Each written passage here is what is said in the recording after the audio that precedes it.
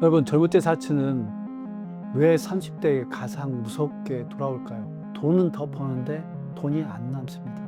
가방은 있는데 통장은 없고, 브랜드는 있는데 여유는 없고, 지금 소비가 내 미래를 넓히는가 아니면 줄이는가? 여러분, 젊을 때 사치는 왜 30대에 가장 무섭게 돌아올까요? 20대는 괜찮아 보입니다. 그러니까 월급이 적어도 아직 혼자니까 버틸만 하고, 또 부모님 집에 살면 생활비 부담도 덜하고, 조금 무리해서 카드를 써도 다음 달에 어떻게든지 막을 수 있습니다. 그리고 무엇보다 20대는 늘 이런 말로 스스로 설득할 수 있습니다. 젊었을 때 아니면 언제 써? 나중에 더 못 죽일 수도 있잖아. 지금 이 정도는 내 삶의 낙이지.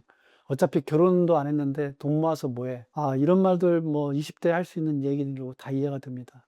실제로 20대는 어느 정도 시행착오도 좀 있고 경험에 돈을 쓰는 시기이기도 하기 때문에 괜찮다고 볼 수도 있습니다. 근데 문제는 사치 그 자체가 아닙니다. 진짜 무서운 건 사치에 익숙해진 소비 감각이 30대까지 그대로 이어지는 겁니다. 오늘 얘기해 드리고 싶은 거는 30대까지 소비 감각이 그냥 이어지는 그런 습관에 대한 얘기들을 여러분들에 해드리고 싶은 겁니다. 젊었을 때 사치에 익숙한 사람이 30대에 계속 사치를 하게 된다면 분명하게 돈의 후폭풍을 맞이합니다. 그런 얘기들을 오늘 해드릴 수 있도록 그렇게 하겠습니다. 이건 단순히 그때 돈을 아꼈어야 했어 하는 후의 얘기를 여러분들에게 하고자 하는 게 아닙니다. 오히려 더 현실적인 얘기를 해드리고 싶은 겁니다. 어떤 사람은 30대가 되면서 삶이 안정되고 어떤 사람은 30대가 되면서 갑자기 숨이 막히기 시작하는지 그 차이를 얘기하려는 겁니다. 첫 번째 후폭풍은 돈을 버는데도 계속 불안한 삶입니다. 30대가 되면 신기한 일이 벌어집니다. 분명 20대보다 돈은 더 법니다. 연봉도 오르고 직급도 오르고 성과급도 오르고 경력도 쌓입니다. 그런데 이상하게도 마음은 더 불안해집니다. 왜 그럴까요? 이유는 단순합니다. 20대에 사치에 익숙해진 사람은 소득이 늘어날수록 자산이 아니라 생활 수준부터 올라가기 때문에 그렇습니다. 좋은 가방에 익숙해지면 좋은 옷도 당연해집니다. 비싼 카페, 식당에 익숙해지면 평범한 소비가 점점 재미없어집니다. 택시, 호텔, 여행, 뷰티, 쇼핑, 브랜드, 이 모든 것들이 가끔의 즐거움이 아니라 원래 이 정도는 해야 하는 일상으로 굳어집니다. 그러면 30대에 무슨 일이 생기느냐? 돈은 더 버는데 돈이 안 남습니다. 정확히 말하면 남겨야 한다는 생각보다 지금까지 유지해온 기준을 무너뜨리고 싶지 않다는 마음이 더 커집니다. 그래서 30대가 돼도 종잣돈이 통장에 없고 비상금이 부족하고 카드값이 계속 빠듯한 상태가 이어지는 겁니다. 이게 첫 번째 후폭풍입니다. 벌어도 불안해진 사람이 되는 것이 후폭풍의 첫 번째 핵심입니다. 두 번째 후폭풍은 선택기가 줄어드는 삶입니다. 20대는 괜찮습니다. 그러니까 혼자 책임지면 되니까. 그런데 30대는 다릅니다. 독립할 수도 있고 결혼을 고민할 수도 있고 이직이나 퇴사를 생각할 수도 있고 부모의 건강 문제나 가족의 책임이 생길 수도 있습니다. 즉 30대는 돈이 아니라 단순한 소비의 문제가 아니라 선택지의 문제가 되는 시기가 도래하는 겁니다. 그런데 젊었을 때 사치에 익숙해진 사람은 이 시점에 갑자기 막힙니다. 이직하고 싶은데 비상금이 없습니다. 독립하고 싶은데 퇴직금이 부족합니다. 왜냐하면 당장 다음 달 카드값과 생활비가 무섭기 때문에 그렇습니다. 이게 무서운 이유는 겉으로는 잘 사는 것처럼 보여도 실제로는 아무 선택도 못하는 상태가 되기 때문에 그렇습니다. 가방은 있는데 통장은 없고 브랜드는 있는데 여유는 없고 사진은 화려한데 삶은 팍팍한 상태. 저는 이게 30대의 가장 큰 후폭풍이라고 생각합니다. 사치는 단순히 돈을 쓰게 만드는 것들이 아니라 나중에 선택할 자유를 없애는 방식으로 작동한다는 사실을 꼭 알으셔야 한다고 말씀드리고 싶습니다. 이게 두 번째입니다. 세 번째 후폭풍은 현실 수준보다 높은 생활 기준이 몸에 남는 것입니다. 이건 정말 무섭습니다. 사람은 한번 높은 소비에 익숙해지면 다시 낮추는 걸 굉장히 힘들어하게 되어 있습니다. 20대에 무리해서 브랜드를 소비하고 좋은 호텔, 식당, 좋은 취향의 삶을 반복하면 그게 내 기준이 됩니다. 그러면 30대에도 상황이 달라져도 삶은 쉽게 그 방식을 갖다 줄이지 못합니다.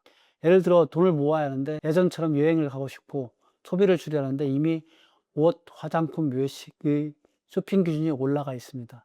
이때 사람은 합리화하기 시작하는 겁니다. 내가 이 정도는 못하고 살아야 하나? 이 정도는 직장인이라면 누릴 수 있는 거 아니야? 줄이는 순간 더 비참한데? 바로 여기서 자산 형성이 막힙니다. 30대는 원래 종잣돈이 생기고 자산 불여할 시기인데 소비 기준이 너무 높은 사람은 현재의 만족을 유지하느라 자산을 계속 미래의 자산을 놓칩니다. 그리고 시간이 지나면 같은 연봉인데도 누구는 1억을 만들고 누구는 여전히 월말이 되면 통장에 비는 겁니다.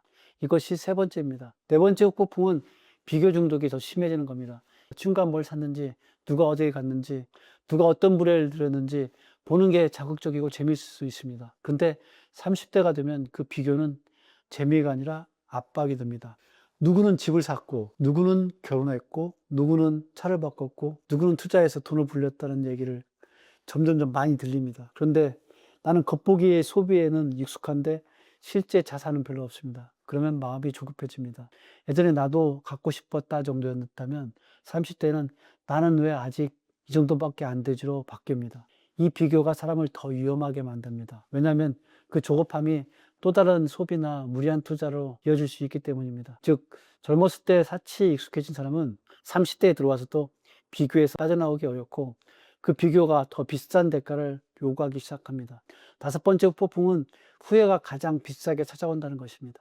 20대에 시간이라는 자산이 있습니다. 실수해도 다시 시작할 수 있고 조금 늦어도 따라갈 수 있습니다. 그런데 30대가 들었으면 사람들이 느끼는 감정이 달라집니다. 그때 카드를 조금만 더 줄일 거, 그때 소비 기준을 낮췄다면 지금 훨씬 더 편했을 텐데, 이 후회가 무서운 이유는 단순히 아쉬워서가 아닙니다. 이제는 그 시간을 손으로 되돌리기 어렵기 때문입니다. 30대의 1천만 원은 20대의 1천만 원보다 훨씬 더 무겁습니다. 왜냐하면 30대에는 그 돈이 단순한 숫자가 아니라 보증금이 되고 비상금이 되고 투자 씨앗이 되고 퇴사할 용기가 되고 삶의 선택지가 되기 때문입니다. 그래서 젊었을 때의 사치는 나중에 그냥 돈 좀 썼네 정도로 끝나지 않습니다. 잘못 익숙해진 소비는 30대의 자유를 늦추고 선택을 줄이고 비교를 키우고 불안을 남깁니다. 그렇다고 젊었을 때 아무것도 누리지 말라는 뜻이 아닙니다. 핵심은 사치를 하느냐 마느냐가 아닙니다. 그 소비가 내 삶의 기준이 되게 만드느냐, 여기에 문제입니다. 가끔 즐기는 것과 그 수준이 내 일상이 되는 것은 완전히 다릅니다. 20대 사치를 하더라도 현금 안에서만 내 자산 구조를 해친 선에서 명확히 기준을 가지고 하면 덜 위험합니다. 하지만 비교 감정 체면을 반복되는 소비는 결국 30대의 후폭풍으로 돌아올 가능성이 큽니다. 정리해 보겠습니다. 젊었을 때 사치에 익숙해진 사람이 30대에 겪는 돈의 무서운 후폭풍은 첫째, 벌어도 계속 불안한 삶이 후폭풍이고요. 둘째, 독립, 이직, 결혼을 앞에서 선택지가 줄어드는 삶이 후폭풍이고요. 셋째는 현실보다 높은 소비 기준이 몸에 남는 삶이 후폭풍이고요. 넷째, 비교 중독이 더 심해진 삶이 후폭풍이고요. 다섯째, 후회가 가장 비싸게 돌아오는 삶이 후폭풍이라는 사실입니다. 사치는 순간의 즐거움으로 끝나지 않습니다. 반복되고 습관이 되면 기준이 되고 그 기준은 결국 내 미래를 결정합니다. 그래서 질문 하나가 있습니다. 지금 소비가 내 미래를 넓히는가 아니면 줄이는가? 이 질문에 솔직하게 대답할 수 있어야 20대 즐거움이 30대 후회로가 되지 않습니다. 여러분은 어떠신지요? 젊었을 때 사치 추억이 된다고 생각하시나요? 아니면 30대 돈의 후폭풍이 된다고 생각하시나요? 댓글로 여러분 생각을 남겨주시고요. 좋아요와 구독 부탁드립니다.